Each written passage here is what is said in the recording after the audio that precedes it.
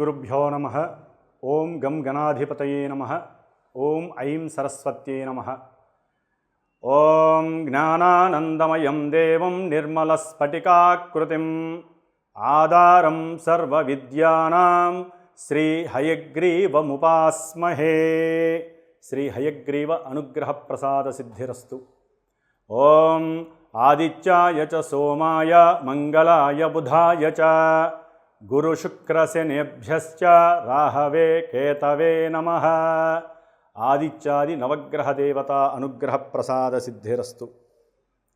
అశ్విన్యాది రేవతీ నక్షత్ర పర్యంతం ఉన్నటువంటి మేషరాశి నుండి మీనరాశి వరకు మనకి ఉన్నటువంటి ద్వాదశ రాశుల యొక్క ప్రభావము అనంత ఈ భూమండలంలో ఉన్నటువంటి జీవకోటి పైన ముఖ్యముగా స్త్రీ పురుషులైనటువంటి మానవుల మీద వారి చేసుకున్నటువంటి పూర్వజన్మ కృత పుణ్యము పాపముల మీద ఆధారపడి ఈ జన్మలో వారి యొక్క పర్సనల్ వ్యక్తిత్వ జాతకరీత్యా లగ్నము అట్లాగే చంద్రుడు యొక్క నక్షత్రము చంద్రరాశి తర్వాత వారికి ప్రస్తుతము జరుగుతున్నటువంటి దశలు అంతర్దశలు విదశలు వీటి మీద ఆధారపడి ప్రస్తుతము వారి యొక్క జాతకరీత్యా ఉన్నటువంటి ఆ యొక్క రాశుల్లోని గ్రహాలు అవి సంచరించేటటువంటి నక్షత్రాలు అవి సలిపేటటువంటి వాటి యొక్క గ్రహ భావకారకత్వాలను బట్టి ప్రజెంట్ సిచ్యువేషన్లో ఈ యొక్క వర్తమాన కాలంలో గ్రహాలు ఉన్నటువంటి నక్షత్రాలను బట్టి గ్రహాలు సంచరిస్తున్నటువంటి రాశులను బట్టి ప్రతి మానవుడికి డిఫరెంట్గా అంటే వ్యత్యాసపరంగా ఈ యొక్క రాశుల యొక్క గ్రహ ఫలితాలు ఆపాదిస్తూ ఉంటారు. ముఖ్యంగా మనకి ఈ అనంత విశ్వంలో మన భూమితో పాటుగా మిగతా గ్రహాలన్నీ కూడా సూర్యుని చుట్టూ ఒక నిర్దిష్టమైనటువంటి కక్షలో పరిభ్రమిస్తూ అవి నక్షత్రాలలో ఏ నక్షత్రాలలో అవి పరిభ్రమిస్తూ ఉంటాయో ఆ నక్షత్ర ఫలితాలని రాశుల యొక్క ఫలితాలని ఇస్తూ వాటి యొక్క కిరణాలన్నీ కూడా సూర్యుడి మీద కేంద్రీకరింపజేసి ఆ అనంత జీవరాశి కోటికి మూలాధారమైనటువంటి ఆ యొక్క సూర్యకిరణాలు చంద్రుడి పైన పరావర్తనం జరిగి మన యొక్క చంద్రమా మనసో జాతః అని వేదమంత్రపూరితమైనటువంటి ఆ యొక్క పురుష సూక్తంలో ఉన్నటువంటి ఆ యొక్క మనసు అంటే ప్రతి మానవుడి యొక్క మనసు మీద ఆ కిరణాలన్నీ కూడా ప్రభావితం చేస్తూ ఆ మనసు యొక్క ప్రభావం బుద్ధిని అనుసరించి మన యొక్క సోల్ అంటే ఆత్మకి మూలకారకుడైనటువంటి సూర్యుడు అనగా మన యొక్క శరీరం యొక్క కర్మల్ని నిర్దేశించి ఏ కర్మలు ఎప్పుడు జరుగుతాయనేది మనకి సూచిస్తూ ఉండటమే గోచారము గ్రహ గోచారము. కాబట్టి ముఖ్యంగా ఈ సూర్య గమనాన్ని బట్టి 12 మేషం నుంచి ద్వాదశ రాశుల్లో సూర్యుడు ఒక్కొక్క నెలకి కూడా ఎటువంటి భేదము లేకుండా రోజుకి 1 డిగ్రీ చొప్పున ఆయన యొక్క సంచారం జరుగుతూ ఉంటుంది.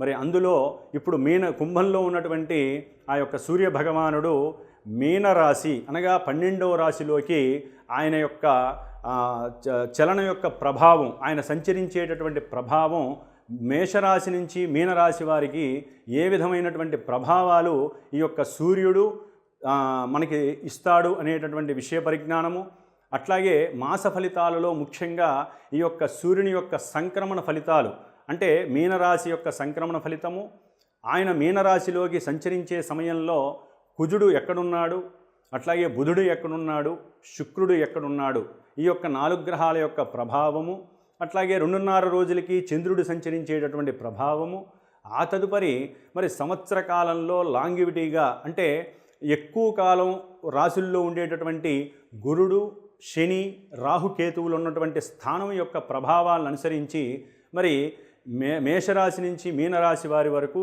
ఏ ఈవెంట్స్ మనకి ప్రభావితం చూపిస్తాయి ఏ విధమైనటువంటి పరిస్థితులు ఆ రాశివారు అనుభవిస్తారు శుభంగా అట్లాగే ఇబ్బందికరమైనటువంటి పరిస్థితులు అనేవి గనక మనం పరిశీలిస్తే ఈ యొక్క మీనరాశిలోకి రవి ప్రవేశించేటటువంటి సమయము మార్చి 15వ తేదీ నుండి మరలా ఆయన రేవతి నక్షత్ర పర్యంతం 14వ తేదీ ఏప్రిల్ నెల వరకు కూడా ఆ మీనరాశిలో 3 నక్షత్రాలలో పూర్వాభాద్ర నక్షత్రం 4వ పాదం, ఉత్తరాభాద్ర నక్షత్రం 4 పాదాలు, రేవతి నక్షత్రం 4 పాదాల్లో సంచరించేటప్పుడు ఆయన మనకి కలుగజేసేటటువంటి పరిస్థితులు ఏ విధంగా ఉంటాయి, మేషరాశి వారి నుంచి మీనరాశి వారి వరకు ఏ విధంగా ఉంటాయనే విషయాన్ని పరిశీలించగా, అదేవిధంగా మీనరాశిలో ఎప్పటి నుంచో రాహువు పాపగ్రహమై ఆ రాశిలో చారజలుపుతూ ఉన్నాడు.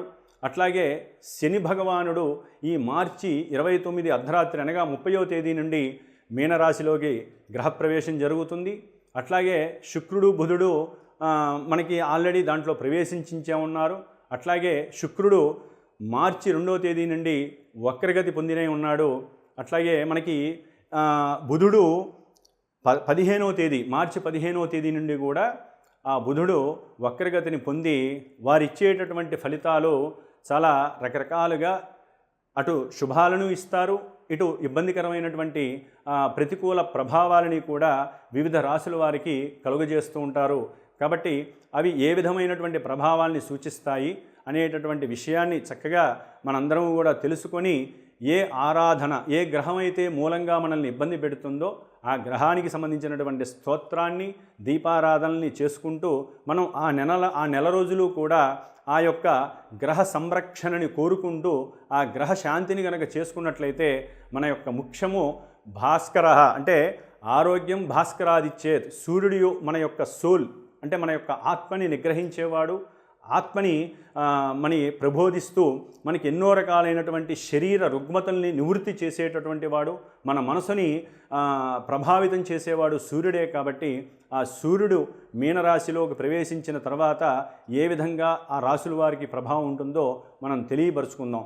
మిథున రాశి వారికి మార్చి 15 నుండి ఏప్రిల్ 14వ తేదీ వరకు కూడా కొన్ని ఇబ్బందికరమైనటువంటి పరిస్థితులు కనబడుతున్నాయి. ముఖ్యంగా మిథున రాశిలో ఏప్రిల్ 3వ తేదీ వరకు కూడా ఆ రాశిలో ఉన్నటువంటి కుజుడు కొన్ని ఇబ్బందులను కలుగజేసి, ముఖ్యంగా బంధుమిత్రాదులతో కానివ్వండి, అన్నదమ్ములతో కానివ్వండి, వారి యొక్క శారీరక ఆరోగ్య విషయంలో కానివ్వండి, కంఠ సంబంధితమైనటువంటి వ్యాధుల పరంగా కానివ్వండి, స్కిన్ అలర్జీస్కి సంబంధించిన విషయాలు కానివ్వండి, ముఖ్యంగా ఏదైతే బంధుమిత్రాదుల దగ్గర కొత్తగా ఎవరైనా పరిచయం అయితే వారి దగ్గర కానీ మీరు అప్పు చేసి ఉంటే దాన్ని తీర్చడానికి చాలా కష్టపడతారు.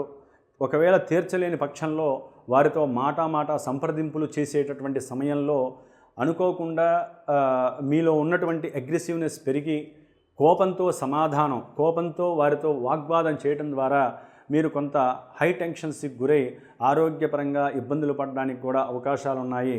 ఎందుకంటే ఈ కుజుడు ముఖ్యంగా ఈ మిథున రాశి వారికి 3వ తేదీ ఏప్రిల్ 3వ తేదీ తర్వాత 2వ స్థానంలో ధనస్థానంలో నీచ స్థితిని పొందడం ద్వారా తల్లి యొక్క ఆరోగ్య సంబంధిత విషయంలో కొంత అసౌకర్యం కలిగి ధనాన్ని కూడా ఖర్చు పెట్టేటటువంటి పరిస్థితి, ఆ ధనాన్ని అప్పుగా తీసుకురావాల్సిన పరిస్థితి, అంతర్గతంగా కుటుంబంలో ఎవరికీ తెలియకుండా ఆ ధనాన్ని ఖర్చు చేసేటటువంటి పరిస్థితి కూడా కనిపిస్తోంది.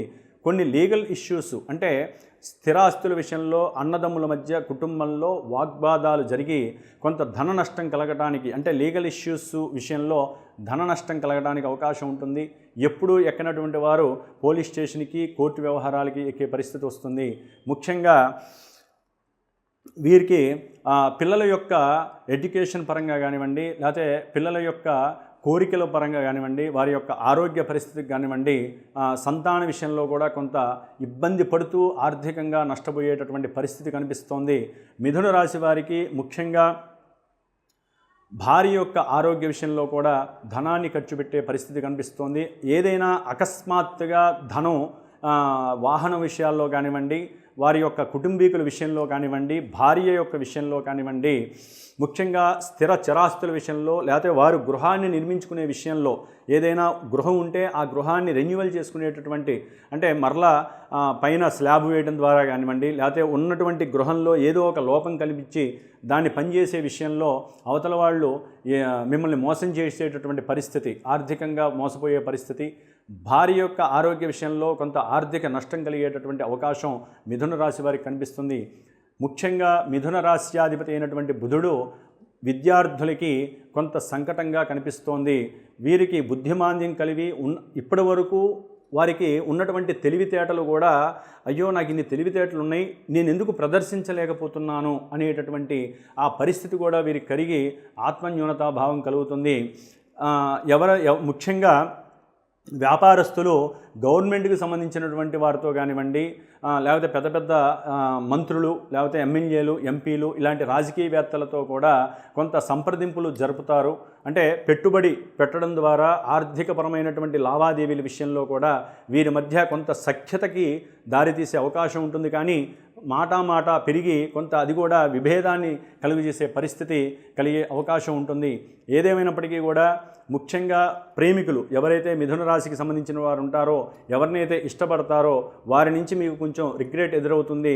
ఎప్పుడూ వారి మధ్య లేనటువంటి ఆ సంభాషణ పరిస్థితులు తేడా వచ్చి ఒకరికొకరు దూరం అయ్యేటటువంటి, ఎడబాటు కలిగేటటువంటి పరిస్థితులు కూడా కలుగుతున్నాయి. ముఖ్యంగా వస్త్ర వ్యాపారులు ఎవరైతే ధనాన్ని షేర్ మార్కెట్లో కానీ లేకపోతే వ్యాపారపరంగా వారు ధనాన్ని అప్పు తెచ్చి పెట్టారో వారికి కొంత ఇబ్బందికరమైనటువంటి పరిస్థితుల నుంచి మంచి లాభం కలిగేటటువంటి పరిస్థితుల వైపు కూడా దారితీసే అవకాశం ఉంటుంది. ఏదేమైనప్పటికీ కూడా ముఖ్యంగా మిథున రాశి వారికి కుజగ్రహ ప్రభావం అధికంగా ఉంది కాబట్టి వీరు సాధ్యమైనంత వరకు ఎక్కువగా మాట్లాడకుండా ఓం స్కందాయ నమః, ఓం స్కందాయ నమః అనేటటువంటి సుబ్రహ్మణ్య నామాన్ని ఎప్పటికప్పుడు మనసులో స్మరించడం ద్వారా, చాంటింగ్ చేయడం ద్వారా వీరికి కలిగేటటువంటి అగ్రెసివ్నెస్, కోపతాపాలనేవి తగ్గించే అవకాశం ఉంటుంది. కాబట్టి వీరికి ముఖ్యంగా వృత్తి ఉద్యోగ విషయాలలో కొన్ని ఎగుడుదిగుళ్ళు, వచ్చేటటువంటి ప్రమోషన్స్ కూడా వెనక్కిపోయేటటువంటి పరిస్థితులు కనిపిస్తున్నాయి. ఆర్థికంగా భార్య పరంగా కూడా కొంత ఇబ్బందులు కలగడానికి, కుటుంబంలో ఇబ్బందులు కలిగేటటువంటి పరిస్థితులు కనిపిస్తున్నాయి. కాబట్టి కొంచెం జాగ్రత్త వహించటం మంచిది మిథున రాశి వారు.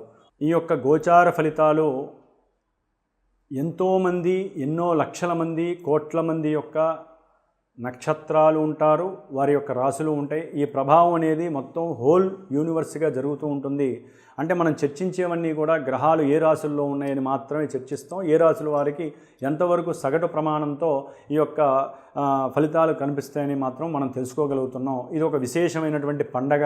ఎందుకంటే నవగ్రహాల గురించి వినటమే ఒక పండగ. ప్రతిరోజు మనం వాటి గురించి తెలుసుకోవడం చాలా విశేషమైనటువంటి విధి.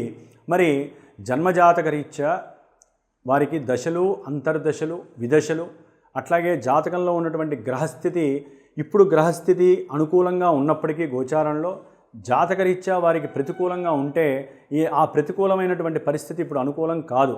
కాబట్టి అందరికీ కూడా చెప్పినవన్నీ జరుగుతాయనేటటువంటి నిర్దేశితమైనటువంటి పరిస్థితులు కనపడవు. కాబట్టి ఎవరైనా సరే గోచారంలో ఆ గ్రహాలకి సంబంధించినటువంటి స్తోత్రాలు చదువుకోవటం, దైవారాధన చేసుకోవటం, దైవాన్ని నమ్మటం, మనం ఎలా ఉంటే మంచిది అని మాత్రమే మనకి నిర్దేశపూర్వకంగా తెలుస్తుంది.